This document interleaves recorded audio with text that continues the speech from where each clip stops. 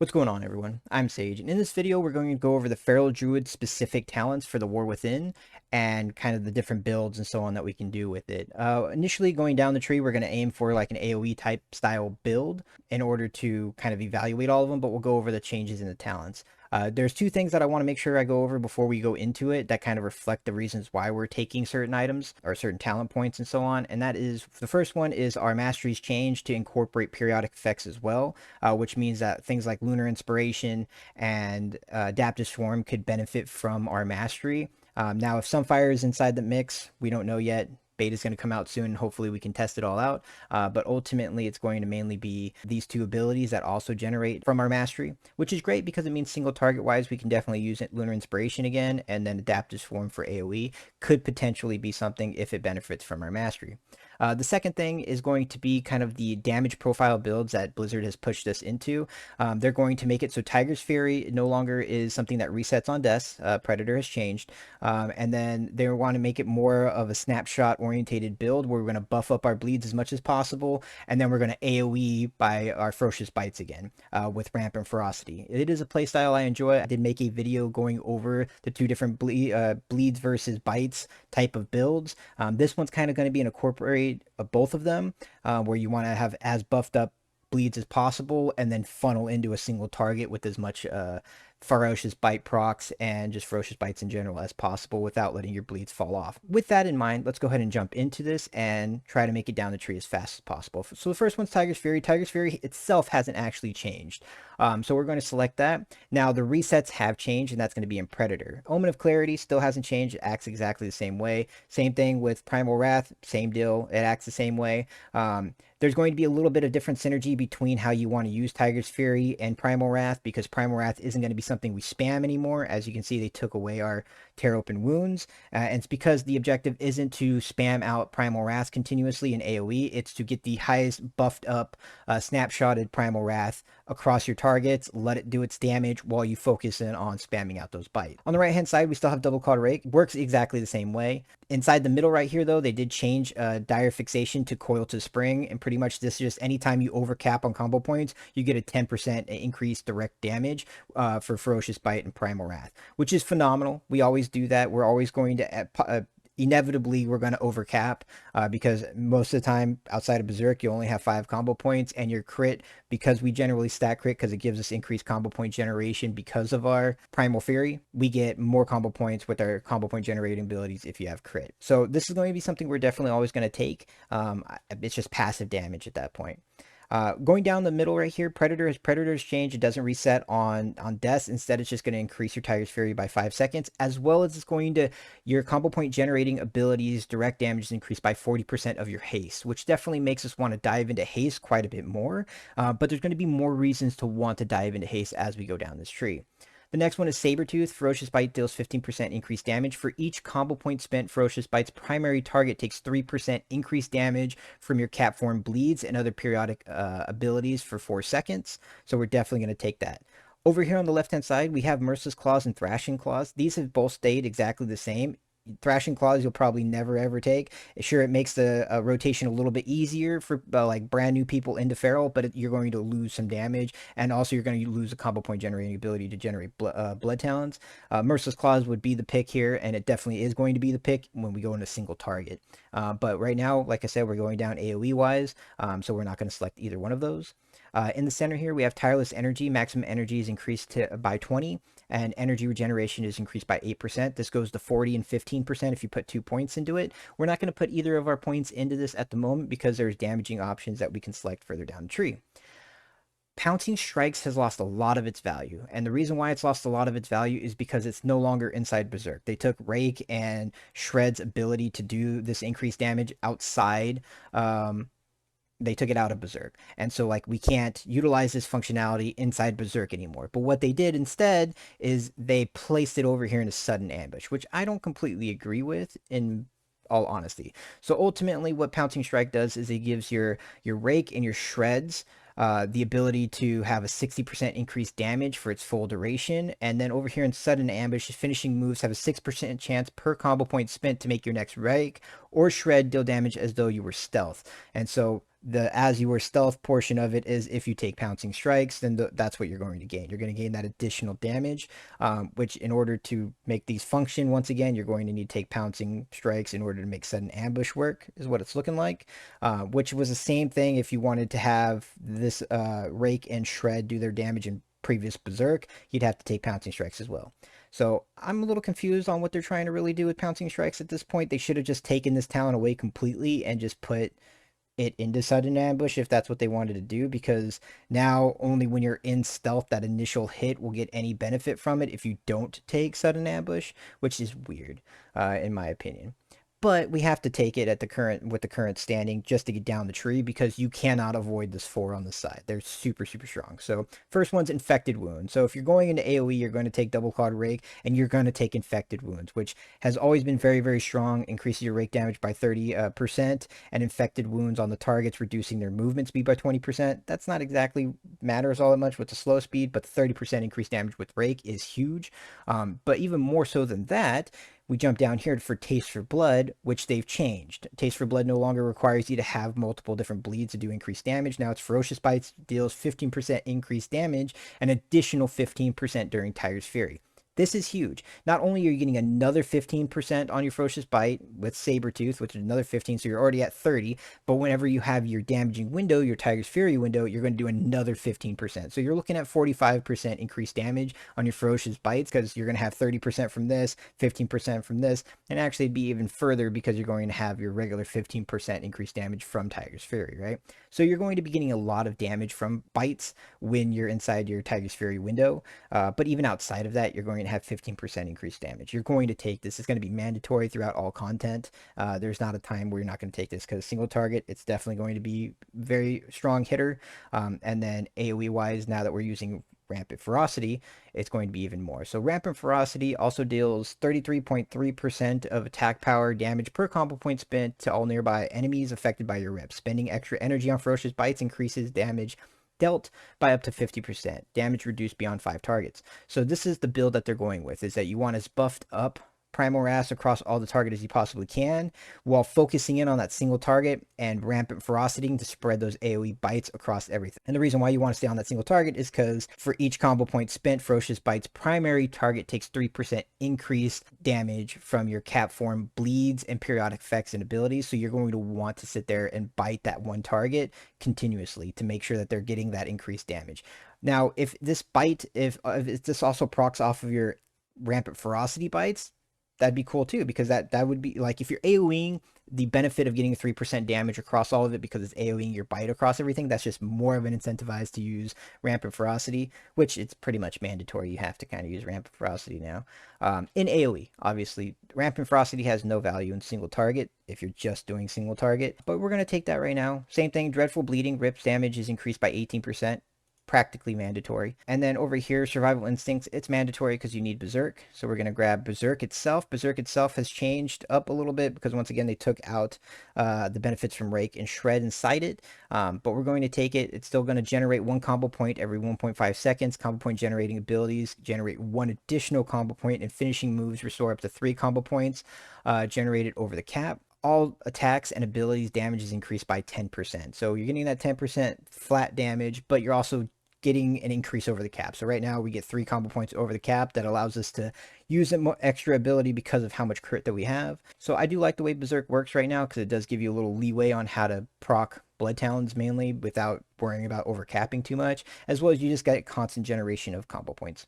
Over here, one of the great things they did is Heart of the Lion is now flat reduction in CDR for Incarnation by 60 seconds. So we are a 2-minute class officially. Berserk was something that we could get down to a 2-minute, but you had to constantly be in combat in order to make that work. And now it is just we're a 2-minute class, which is phenomenal because 2-minute classes are definitely better than having a 3-minute class, I would say 99% of the time. And seeing as how Convoke is typically a 2-minute cooldown all the time as well, it'll just line up. And then you have a lot of like trinkets and so on that are 2-minute cooldowns or 1-minute cooldowns that would sync up very well with it. Over here, Frenzy, Berserk Frenzy adaptation, you're always going to take this if you're taking Berserk in general. There's no reason not to. Your combo point generating abilities bleed the target for an additional 135% of their direct damage over 8 seconds. It's something that allows us to get a lot of burst damage. If you end up taking Convoke, it's something that's going to give you that a massive amount of burst on top of just doing your regular abilities. Jumping back over here, we have Savage Fury. Tiger's Fury increases your haste by 8% and energy recovery rate by 20% for 6 seconds. This formulates with what we are going to look for stat-wise, because you're going to want to have a decent chunk of haste because it's going to increase your tick rate across everything, which is going to then generate more of your bites, your proc bites. But because of the fact that Tiger's Fury is now only going to be able to use every 30 seconds when you press it, this is only going to generate once every 30 seconds at the beginning of it and only lasts for 6 seconds. So I don't think that we're going to end up taking this all that often. But we could be energy starved, or we could be that much where haste is just that strong for us that you could potentially want to take it. It would definitely help for that beginning portions of Tiger's Fury and ramping up that damage. But I do feel like we're probably not going to take this and instead go into sudden ambush and take that chance of getting extra damage and be able to snapshot our rakes with increased damage because we don't have another way to really snapshot rake other than just Tiger's Fury itself. There's no blood talons that can be applied to rake. Then over here, we have a Lunar Inspiration, like I said, now with our mastery incorporating periodic effects. I'm pretty sure that they put that in there for Lunar Inspiration almost specifically so that we can actually utilize it, because that was always the downside of using Lunar Inspiration in the past, is that it didn't get affected by our mastery, which made you not want to select it all the time. There were times where we did actually use Lunar Inspiration in single target because it was the best option in single target, as well as it acted as another combo point generating ability to proc Blood Talons. But now it's going, if it gets affected by our mastery, it's something that we'll definitely use. I don't know if we'll use it in AoE. It could potentially be something we used in AoE, but it's also one of those things where you'd have to press it on every single target. So it's going to be one of those things, if the targets aren't going to live throughout a full Moonfire duration, then you wouldn't be able to cast this at all. Jumping over here, Predatory Swiftness, you have to take it in order to get down the tree. Right here, they did change these up. Raging Fury is now Tiger's Fury lasts 5 additional seconds, and then Tiger's Tenacity is the same as it was, where Tiger's Fury causes your next 3 finishing moves to restore 1 combo point. Raging Fury is definitely going to be what we take still. On live, it's what we take, and right now it's definitely going to be what we take. And the reason why is because now you have 5 seconds. Up here with Predator, you have 5 seconds, so now you're going to have a 20-second Tiger's Fury, meaning that you have 10 extra seconds to get another fully pumped up Primal Wrath across the target, as well as you're getting 10 more seconds to do even more ferocious bites that have 15% increased damage, and you only have a 10-second downtime of not having the buff up. So I definitely feel like since Tiger's Fury is not going to be something that you reset, it's definitely going to be something that we are going to utilize for Raging Fury. Okay, and now that we have, we'll jump over here to the right hand side. Because we have Wild Slashes and we have Brutal Slash. So Wild Slashes is swipe and thrash damage is increased by 25%, and then Brutal Slash takes over your swipe. We're going to use Brutal Slash, I believe, still. There's no reason not to. You're going to have a lot of other abilities that you're doing, and you should never run out of charges if you're continuously rotating your other abilities in. We're going to get Frantic Momentum. Finishing moves have a 3% chance per combo point to grant you 10% haste for 6 seconds. This is actually reasonably good now, because once again, we're going to want as many ticks from our rips on targets, and that's going to be because we want to come down and we want to get the Apex Predator. Now, in order to get Apex Predator, we have to come down here and choose either Vein Ripper or Rip and Tear. And Rip and Tear is applying Rip to a target, also applies Tear that deals 15% of the new Rip's damage over 8 seconds. This was really good with Tear Open Wound and with Primal Wrath spamming, but we're not going to be doing that anymore. So this is going to drastically lose a lot of value. And I honestly think that we are going to actually take Vein Ripper this time around, where Rip, Rake, and Thrash still last 25% longer. And the reason why I feel like we're going to take this is because we want that increased duration, especially since we can't refresh it with snapshotted increases such as Tiger's Fury and so on it. So you're going to want Vein Ripper, in my opinion now. And then, of course, Apex Predator, this is pretty much mandatory in AoE. It's kind of the bread and butter of the build, because you're going to be AoEing those ferocious bites with rampant ferocity, and you're going to want to get as many procs as humanly possible. Obviously, they changed the inner workings of it, where it was 4% per bleed tick to generate a free bite. Now it's 6%, but obviously that goes down as the more targets that you have, so it's to even out the amount of procs that we have. But either way, you're going to take this, and the objective is going to be have enough haste in order to generate as many free procs as possible, but have enough crit in order to make sure that you have a constant fluid rotation outside of the procs, And then you're going to want just literally as much mastery as humanly possible, which is where we've always been at that point, where we've just wanted as much mastery as humanly possible. But now we're going to definitely favor haste a lot more than we have in previous patches. There was a patch during Dragonflight where we did kind of run the same build where we went heavy haste and we lost a lot of our crit to compensate for it. But your crit didn't need to be as high because you were relying on the amount of procs you had. So it was very reliant on proc based class, which is definitely going to be something that if they're running with Apex Predator and Rampant Ferocity, you're going to be reliant on those procs. So you're probably going to jump into quite a bit of haste. Over here on the left hand side, we're still going to take Blood Talons. Now, Lion's Strength is still great. Ferocious Bite and Rip deal 15% increased damage all the time. And this is something that, like, it could be strong because of the fact that you're going to have so many procs. You're going to try to be working on getting as many procs as you can, and you're not going to be able to get Blood Talons on every single proc. However, you're not going to be spamming Blood Talons on Primal Wraths anymore. You're going to use one Blood Talon for the Primal Wrath, and all the rest are going to be on Ferocious Bites until you have to refresh that Primal Wrath again. So I do feel like you're still going to probably Blood Talons because of the increased damage, 25% increase. And then going down the center, the changes that they've done to Berserk also affect Incarnation, because now you're just getting a longer duration. So Berserk also, they reduced it down to 15 seconds, and then Incarnation only goes up to 20 seconds, which means that it lost a ton of its value, in my opinion. It is going to be a 2-minute cooldown, but it lost a ton of its value because it's not giving you all of the benefits that it did previously. What it's pretty much doing is like, hey, you're getting the effects of Berserk, but now also all of the energy costing abilities for cat form are going to be reduced by 20%, and that's it.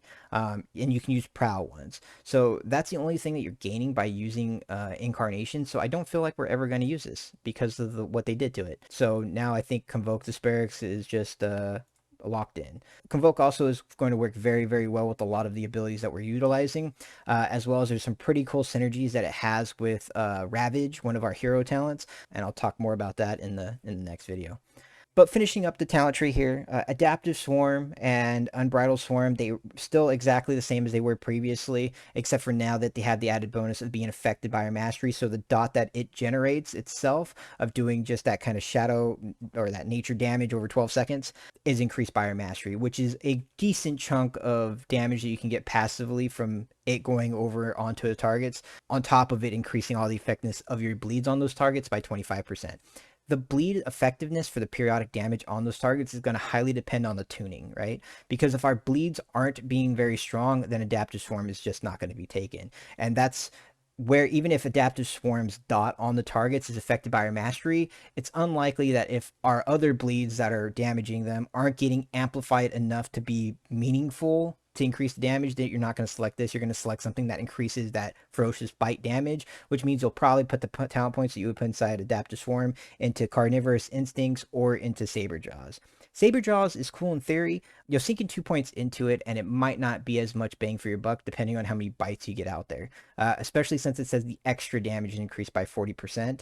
And the extra damage is great, but you could potentially lose damage if you're not mindful about making sure your energy pool is where it needs to be at that 50% marker in order to press it to get that extra damage. Now, if you're getting a free bite from Apex Predator, you're going to get the full damage of this because Apex Predator says at the maximum damage, which means that this would be incorporated into it, which if we're going more of a bite focused, bite heavy build, it could potentially be something we actually use this time around because you're focusing on making your bites as big as possible so you can AoE that damage as much as possible, which could be huge.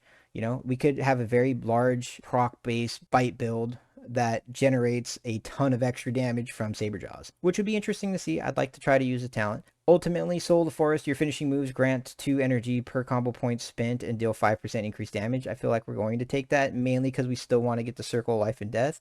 Your damage over time effects deal their damage in 20% less time, and your healing over time effects in 15% less time. So our Circle of Life and Death has always been very good because if you have a dot class and you can do that dot damage faster, then you're going to get more damage in total, especially if targets aren't going to live very long. Then this gives you a lot more chance to get more value from those dots than if you didn't. Now, it does kind of counteract itself, right? Because we're taking Circle of Life and Death to do our damage over time effects do their damage in 20% less time. And then we're taking Vein Ripper, which makes them 25% longer. So it's actually going to almost break even across the two, which is great because now you're getting them longer and you're doing more of that damage in a short amount of time. So you're getting more damage for the same length of a dot. So right now it's going to be 12 seconds long, and now you're going to get even more damage out of that 12 seconds because you're getting that damage of what you would have had over a 25% longer one in the 20% time. So these two do kind of cancel out each other on the length of the dot, but they both do combine to make the dot stronger at the same amount of time, which I think ultimately is going to be a net gain in total. So I do think we're still going to take Circle and Life and Death. Now, it could be that since we're stuck on Tiger's Fury and snapshotting that we don't want our Primal Wrath dots to dip off the targets that much sooner, and it might be more damage wise to just not take Circle and Life and Death and let our full Primal Wrath dots with the increased duration last on them. And that's because then we have a larger window to get more bites out with Rampant Ferocity, as well as just putting out bites, which could generate more damage than it would be to place Primal Wrath on a shorter duration, because once again, it depends on how tuned the bleeds are. If the bleeds aren't tuned strong enough, then that's going to be the play. It's leave the bleed up there, and the reason why is because we need this on all of our targets so that we can do that initial damage. But if it's tuned correctly and the bleed is worthwhile to press it again as many times as you can to do its damage in a shorter duration of time, and just while you're not placing that build up, then sure, do the bites as many bites as you can in that window. But it could also backfire on us because Blizzard's talking about energy being more of a thing and having us pull on energy. If we're pulling on energy, there comes a problem there too. It's like, okay, well, if we get back to the point where we have to pull energy in order to utilize our ability or in order to generate Blood Talons, then you're going to get to a point where you're probably going to not be able to spend too much on Ferocious Bite outside of procs, which means that you might only be utilizing your actual hard generated combo point generating abilities to reapply bleeds instead of placing them on bites. If that's the case, then you're going to probably once again want to take Circle and Life and Death off so that you have more time to generate bites. But then once again, it's back down to tuning. I know I keep saying that, but it's back down to tuning on how they tune our bleeds. Because if bites are just the end all be all of damage, which they were in Shadowlands at one point, and that's where a big conversation about, okay, our bleeds are just nothing now, they're just buffers for our bites, came into play. And they could very well be the same thing here, where it's like, okay, Primal Wrath its sole purpose is to AoE our bites, and that's it. And if it becomes that point where it's like, okay, we just need to rip on a target so our bites hit those targets, then you wouldn't even Tiger's Fury your rip on the target if you didn't need to. You'd keep that window longer so you can bite more in it. So you'd set up all your bleeds on your target, then Tiger's Fury, then bite if it generated more damage. Now, obviously, that's not the target point that Blizzard's trying to get at. I'm just saying if they miss the mark on tuning with it, it could very well end up being that way, which doesn't, I feel like that doesn't bode well for anybody. So over here we have Ashmane's Guidance, which for Incarnation is during Incarnation and for 30 seconds after it ends, your Rip and Rake each cause affected enemies to take 3% increased damage from your abilities. Now, this is interesting because it would allow you to have your rip on targets and bite, and all those bites do 3% increased damage across all of your targets and stuff because it's all damage from your abilities. I don't think we're going to take it though, because once again, I don't feel like Incarnation has any value especially over Convoke that it did previously. And then we have the one for Convoke, which is Convoke's cooldown is reduced by 50%, making it a 1 minute. And then its duration and number of spells cast is reduced by 25%, but Convoke the Spirits has an increased chance to use exceptional spells or ability. Ultimately, the exceptional spell or ability for Feral is Feral Frenzy, which isn't bad, but I also don't think that we're going to utilize that point because we want consistent damage. Convoke is great for burst damage, and it'll probably be decent for burst AoE damage if the synergy between it and Ravage remain the same. But I do think that we're going to be choosing either Carnivorous Instincts or Saberjaws. Now, once again, this could also jump down to if Adaptive Swarm is strong enough, if our bleeds are tuned well enough, then you're going to take Unbridled Swarm because they last for a long time. They change the animation, all that stuff, which is great, but it's pretty much passive because you're just going to press this on cooldown. You're going to launch it on a target, preferably obviously a target that doesn't already have one on there, and you're going to continuously spam these out, which is just going to shoot over to the target. The only problem is that it's harder to control the time frame, and if you're not pulling a dungeon specifically at a very fast pace, it's just going to fall off, right? It's going to go onto you and then your party, and it's not going to be able to jump to anything. So if you're not pulling at a very steady pace and constantly in contact with something, in combat with something, then you're going to lose a lot of the value from Unbridled Swarm. It is great because it has a healing version of it, so it kind of gives you that hybrid healing, passive healing and stuff. So it's great for like bursting and so on, but at the same time, that's not going to outvalue the damage for the group, right? Because at the end of the day, utility that ends up healing the group definitely gets outweighed by just pure damage in the group. So if we're able to do increased damage, that's where you're going to want. That's what the group is going to want. You're going to want as much damage, and then you'll figure out the survivability of it later on. And we have a ton of survivability as druids, a lot more survivability now than we ever have before, especially with our new class tree. So I'm not too worried about the healing aspect of it. The damage one, once again, highly relies on them tuning our bleeds to make them matter. Because if they did, Unbridled Swarm is going to be very, very strong. If they didn't, then you're going to go into Carnivorous Instincts because of all of the increased damage you can across everything. If our bites just end up being, 50% of our damage again or more, then it could very well be that it's like, 12% across all of our damage is still not as good as 80% increased damage over our bites. It could be that you're just generating a ton of free bites, and each of those free bites are now getting 80% increased damage on top of the initial bite, which you're getting so much amplification of damage across your bites. It could be that we finally actually use Saber Jaws and that your talent tree looks just like this, which would be great. I'd be fine with trying this out and seeing if our bites just did that much damage and we have a lot of direct damage, which would be really cool because this compiled with Ravage, like I said, there's a lot of cool synergy there. So ultimately, this could look like our AoE Carnivorous Instincts could, or you can go into Unbridled Swarm. Feral Frenzy is exactly the same. It's 45 seconds. We don't have our tier set anything that's making it 30 seconds now or increasing our overall damage. Feral Frenzy is still not a bad talent to take, and so you could go into one into Carnivorous Instincts like we have in the past, and then go into one into Feral Frenzy. It's good for single target burst damage. It does act as an additional bleed on a target while it's generating you 5 combo points. It's great for burst damage, and it's great for like that initial burst to get like a Primal Wrath across targets as well. But I feel like we're probably not going to be taking this just because we want to amplify up our damage as much as possible. If we're going with the Tiger's Fury window, Carnivorous Instincts is probably going to be the play because we want to amplify that Tiger Fury window as much as humanly possible to get as much increased damage because you're getting that 12% plus the 15% baseline, and then your bites are getting 15 here, 30 there. So you're just getting a ton of increased damage across the board. Moment of Clarity is also something you could take too if you're feeling super energy starved, because it's going to allow you to generate more Omen of Clarities. But now instead of it just giving you a 50% more often chance to proc it, it's 30 now, so it's actually lost value. And the 15% damage you get increased on your Brutal Slash or Thrash and Shred just isn't going to get outweighed by just constant damage from one of these other sources across all of your abilities, especially since those are your combo point generating abilities versus an ability that will last the full duration or be your highest damage. So like this is going to increase Ferocious Bite, Moment of Clarity doesn't. This is going to increase your Primal Wrath, and Moment of Clarity doesn't. So good chance that this is what we're looking at. Like I said, Vein Ripper is probably a shoe-in at this point. And then this one I don't think is going to be taken just because of the lack of uptime, so on and so forth. Now, real quickly, since we've gone over everything, if we're going a single target, you're not going to take Primal Wrath, you're not going to take Double Clawed Rake, so you're going to go over here and you're going to take Merciless Claws, and then you're going to get the chance to go into Tireless Energy. You're still going to take Infected Wounds. You don't need Rampant Ferocity, but you still need Taste for Your Blood. You're going to need Dreadful Bleeding.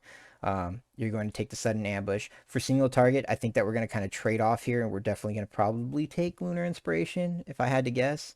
You're going to take everything that goes around for Berserk. You're going to take your Brutal Slash still. Going to take Raging Fury for increased duration on Tiger's Fury. We're going to take Blood Talons for sure. Over here, I think we're still going to go with Vein Ripper. Apex Predator is it's still good single target. So especially if we're trying to generate as many procs single target, it's still good. So I have a feeling we're still going to use it uh, going single target, but you could actually opt out of this, and you could opt out of Vein Ripper as well to go into other talents. You have to take Frantic Momentum. I think Convoke is a given.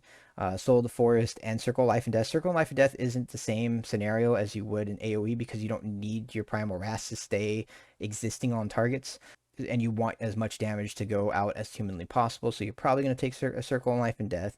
And now you have 2 points, and this kind of goes down to that same, you know, discussion we had previously of, do we want to go in the saber jaws to get even 80% increased damage on our bites? We do have free bites, they get it instantly, or do we want to make sure that we're pulling up energy and using that full bite damage in order to utilize this? Or do we just want to go straight into two and a carnivorous instincts in order to get a full 12% damage across all of our abilities, and that includes Lunar Inspiration. And Lunar Inspiration does get affected by now our Mastery and Tiger's Fury. So more than likely single target, this is a good chance of what we're going to be looking at. So outside of that, there's a lot of synergies that go into the actual hero talents themselves. My next video, I'm going to make a very quick one, hopefully going over just the hero talents, both the Druid of the Claw and the Wild Stalker hero talents that we have, and seeing into which one is probably going to be what we select, and going from there. So if you guys stayed this long in the video, thank you guys very much for hanging out. Please like and subscribe to the channel. Also, we're streaming a lot more over at ZSage TV. Beta's coming out here shortly, so we'll actually get to test and play with some of this stuff, hopefully very soon. And we'll come out with a lot more content related towards the War Within. Past that, you guys have a great one, and I'll see you in the next video. Bye-bye.